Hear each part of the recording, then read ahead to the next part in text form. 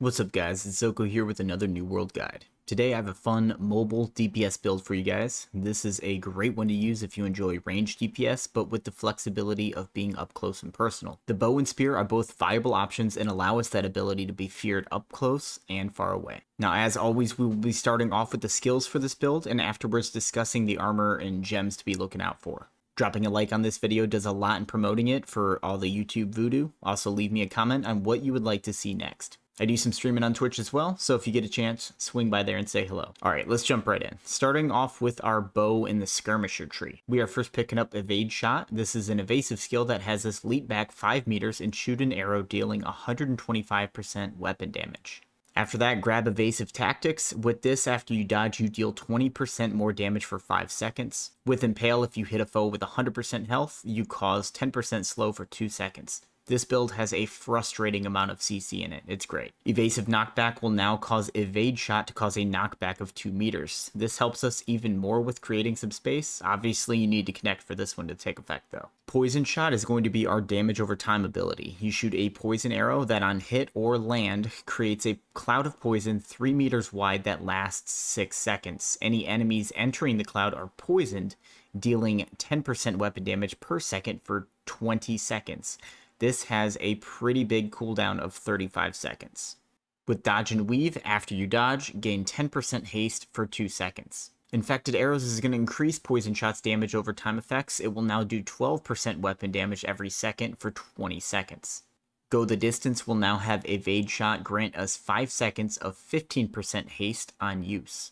Archer Speed, we gain 10% haste for 5 seconds when you swap to your bow. This is crazy to use when utilizing that animation cancel when rolling. It only has a 10-second cooldown, so it can be up quite a lot. Direct Hit will now cause Poison Shot to deal 200% more damage if you directly hit the target. Mark now deals 10% more damage to foes suffering from a debuff. Battle Precision causes debuffs and damage over time effects to last 20% longer. So that's 4 more seconds on Poison Shot's clock. And finally, Knee Shot. Leg shots cause 10% slow for 2 seconds. Heading over to the Hunter Tree, long range causes us to deal 20% more damage to enemies at least 10 meters away. Penetrating Shot is a heavy hitting active skill that deals 150% weapon damage, passing through targets for 100 meters. If you have a really hard time hitting shots with the bow, you may find more success utilizing the Rapid Shot skill line instead, and that is totally up to you. Switching this skill line for that one is just fine. Personal preference on this one.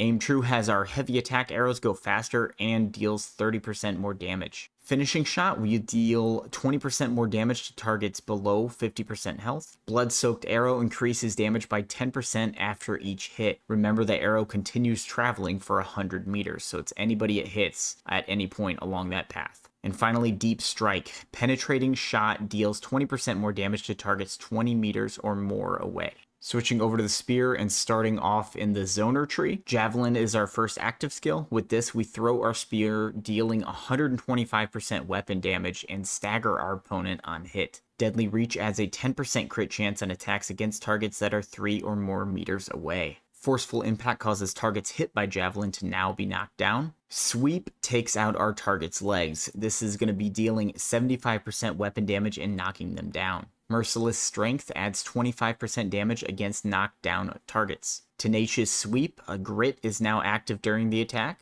With Refreshing Precision, headshots with the Javelin now reduce the cooldown of the skill by 50%. Deadly Distance adds 2.5% damage for the Javelin for every meter it travels.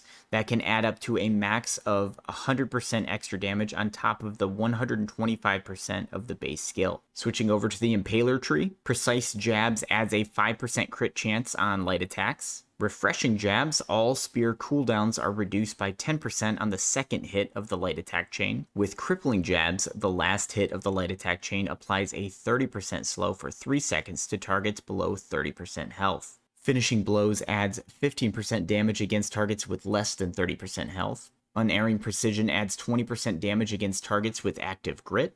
Vault Kick. With this skill, we use our spear to vault forward and kick our target, dealing 75% weapon damage. This applies a stun for 1.5 seconds. This is also compatible with a taunt gem if you decide to add one for PvE. Aggressive maneuvers will reduce all spear cooldowns by 20% if we hit an enemy within 2 seconds of dodging. Relentless blows causes us to gain in power if we hit an enemy below 50% health with our vault kick. This causes us to increase our damage by 20% for 5 seconds.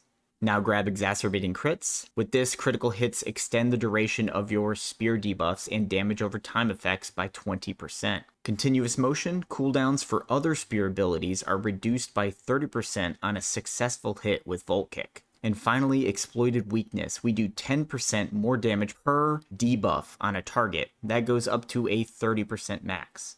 Alright, that wraps up our skills. Alright, first I want to talk about the gems. The armor gem that I would probably suggest most of all is Onyx. These are pretty high demand for good reason. Adding more physical resistance should someone catch up to us is going to be very, very helpful. Because we are on the squishier side, this is going to be very important. For the weapon gem, given how much we are rolling around, I'm kind of a fan of Opal. This increases our damage if our stamina is not at full, which will be quite often. The way I look at it, if this is not an effect, this situation probably isn't that bad. But if we are under pressure, there is no way we are sitting still. So this will be active a ton. For our attributes, I'm going to be sitting with full dex. If I change it at all, I will add a minimal amount of constitution, maybe just enough to get the more HP perk from health consumables. You get that at like 50 constitution, because that is pretty much what we are reliant on for HP in emergency situations, or really any situation, to be honest. This is probably what I will prefer though. Given our mobility, I am pretty comfortable with a glass cannon setup with this build. For the gear, we want to be sitting in the light bracket. I think you can get away with 1 medium piece, maybe 2. The rest of them are going to be light though. This is going to allow us to keep that roll ability that is so needed for maintaining that distance and getting the hell out of the way quickly. Learning to utilize the animation canceling of your dodge roll is very simple, but critical to your success with a character build like this one. All you have to do is switch your weapon towards the end of your dodge roll animation, and instead of slowing down like you normally would, you will just keep it moving. Remember the skill from earlier that grants us haste when switching to our bow? This is where our speed gets a little ridiculous. On top of our speed and big bow damage, we have our spear. Every single one of our spear skills has some sort of crowd control effect with it. If you can utilize these accurately, you will be one of the most frustrating opponents to deal with. And it's important to utilize this spear if people get close. Remember, we don't have a lot of health and armor to be going toe-to-toe with people, so knocking them on their ass is our best defense in most cases. If things start to get too dicey and you need some health, we are going to be reliant on potions and food to replenish ourselves. That is kind of the drawback of this build. We don't really have any other means of healing ourselves. Make sure you're keeping an eye on those cooldowns and utilizing all of those haste buffs that this build affords you. Make use of those CCs to help mitigate damage and disengage when need be. Getting good at striking the balance between all this is definitely easier said than done.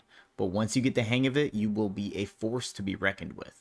Alright, that's going to pretty much wrap it up for this build. Remember to leave a like and comment on what you would like to see next, and swing by my Twitch channel if you get a chance and say what's up. I appreciate you all so much. I'll see you in Eternum.